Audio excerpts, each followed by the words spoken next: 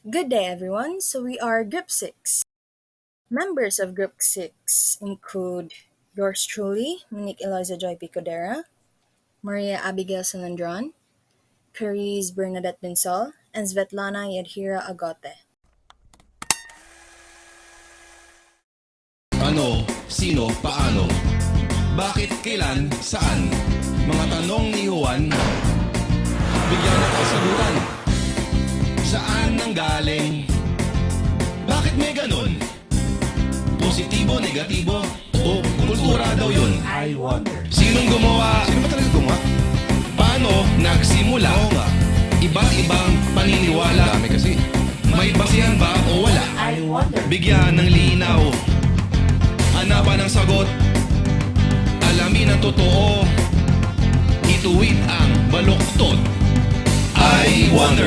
I wonder. Mga tanong ni Juan, bigyan ng kasagutan.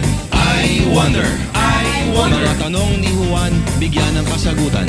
I wonder.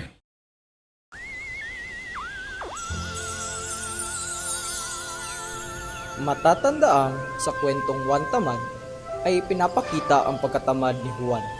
Nakahiga at natutulog na nag-aantay mahulog ang bunga ng bayabas galing sa puno nito. Base sa kwentong ito, ay agad na ba nating masasabi na tamad daw si Juan o ang Pinoy sa pangkalahatan?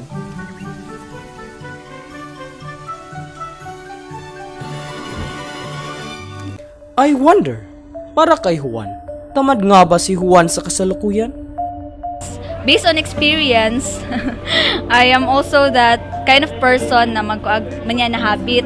So, I tend to just sleep or just, kanang ipagpaliban na lang ang mga trabaho and everything, studies. So, I would say good nga, mostly sa atong mga Filipino kay kuan kanang medyo tapula. Ang uban tapulan, ang uban po dili.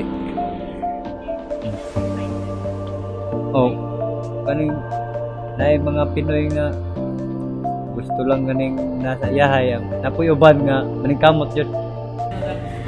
Yes, because of the manana habit na federalator, unya-unyaan na. And because tapulan kay, if dili tapulan ng mga Pinoy, then why not? Ngano ang atong progress is slow.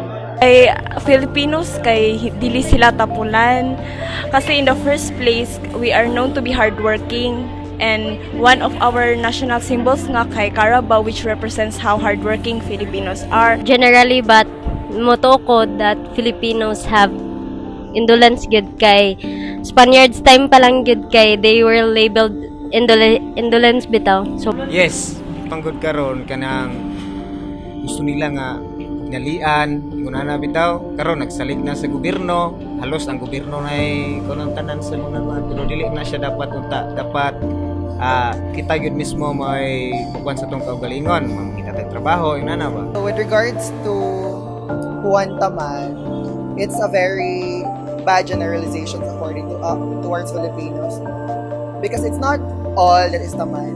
It's just that na-stereotype lang to siya because years ago, that's the story. Napag-atang lang siya sa unsay mabot siyang life. Well, there's nothing wrong with waiting for blessings in your life, man. As long as kung sure jud ka nga na mabot. For example, work, then mag-wait sa kasi mong work, dili man pasabot nga tapulan ka nga gatanga lang kasi nyo. It's just that you're waiting for something. Kung tapulan ang istoryahan, murag dili mo na siya tinuod. Kaya na yung mga factors mga good nga usahay, ang mga Pinoy, dili siya mo function according sa intentions and interests sa naghatag sila ha. Kung magka-contradictory man ang interest sa katong nasugo sa ilaha, nasulti nga buhaton ni mo siya, kay tanaw ni mo ang Pinoy, innovative bilang Pinoy, inventive bilang Pinoy. Ang ito yung siya paagi na makahimo siya o solution sa masking unsa lang ay himo siya. So sa itagos yung tapulan kung kay ang interest nagsugo wala siya matuman. Para naman sa isang psychometrician, ang pagiging tamad daw ay nakabase depende sa psychosocial emotion ng isang tao. Halimbawa sa trabaho. Generally, I believe that Filipinos are not really indolent. Like for example, in a workplace, kanang kanang naay nahitabo sa inyo ha, mga like wala ka na promote sa mga trabaho. So because of some circumstances, like for example, somebody nga naungusan ka, so maabot barag nimo siya effect ba ang na-happen sa imo ha, nganong nahimo ka tapulan in a sense of you were demotivated. Salungat naman ang pananaw ng isang sociologist dahil para sa kanya, ang katamaran ng Pilipino ay walang lunas. Filipinos, I think, are naturally indolent. I think the factors can be you can blame, or the factors can be sure kanang the advent of social media gyud. I think it's very good as social media gyud. Social media has the greatest responsibility of educating the individual or the individual in society. Brian! Brian! Now! Our indolence have transformed. There's a transformation of indolence.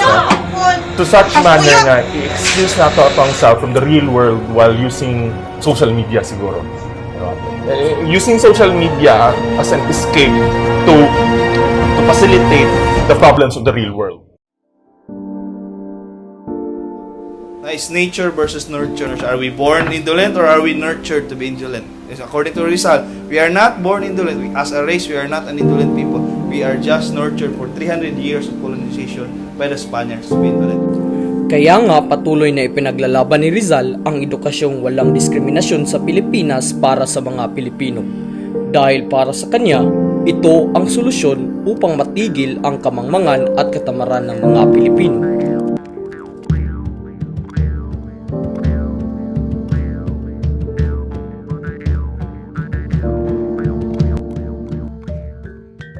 Since we are now finished with the discussion about the events in the Philippine Islands, let's get on with this one essay made by Jose Rizal titled Sobre la Indolencia de los Filipinos, or the Indolence of the Filipinos. Before we start, here is the outline for today's discussion.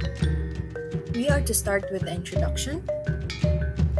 Next is the chapters 1 to 5, followed by the summary of factors, and lastly, the analysis. So let's start. Now, what is indolence? According to the Oxford Dictionary, it is the avoidance of activity or exertion of efforts. In layman's term, it is called laziness. Indolence, then, according to Rizal, is defined as a lack of interest in or enthusiasm for work. This, he stated, was an issue in the Philippines. Reconstructing pre-colonial Philippine society and culture as a basis for his evaluation of the impact of Spanish colonialism was the goal of Jose Rizal. For the sake of his country, he started a project to reclaim its history, and that is his essay, Sobre la Indolencia de los Filipinos. The Indolence of the Filipinos is a socio-political essay published in La Solidaridad in Madrid in 1890. It was written by Jose Rizal as a response to the accusation of Indio or Malay indolence. In 1889, he spent 4 months researching the accounts of Spanish chroniclers in the English Museum and comparing them to the more modern anthropological, ethnohistorical, and ethnolinguistic studies of European, primarily German, Orientalists. He thought that there was something behind the indolence that people talk about a lot. He admits the existence of indolence among the Filipinos, but it could be attributed to a number of reasons. He thought the indolence of the Filipinos was more of an effect than an actual root cause.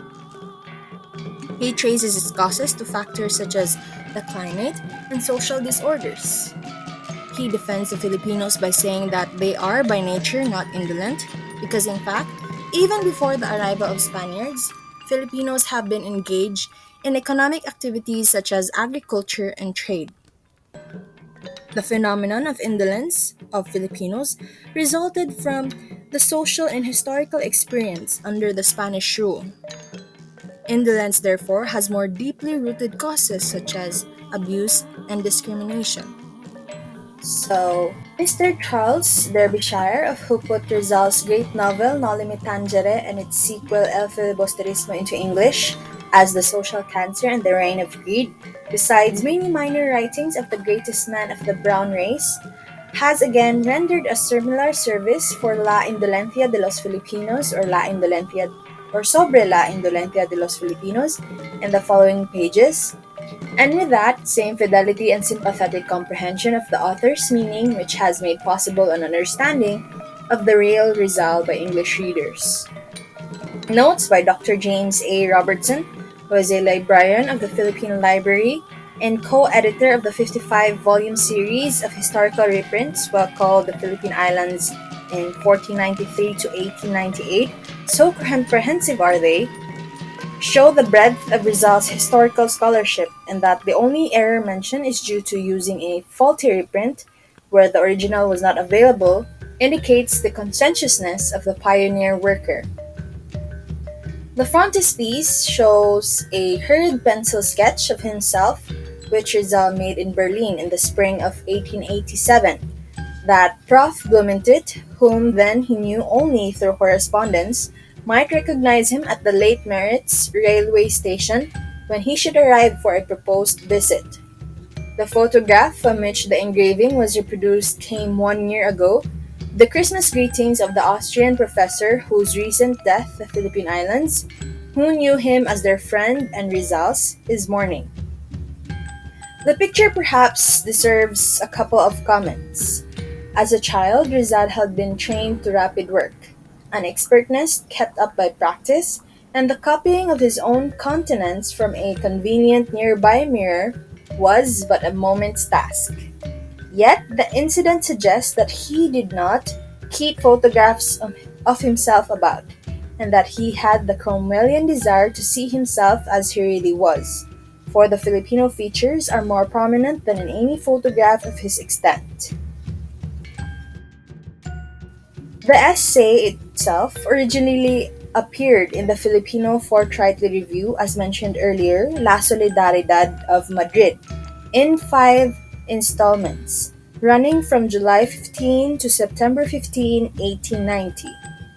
It was a continuation of Rizal's campaign of education in which he sought by blunt truths to awaken his countrymen to their own faults, at the same time that he was arousing the Spaniards to the defects in Spain's colonial system that caused and continued such shortcomings. Unwillingness to work when there is nothing in it for them is common to Filipinos and Americans.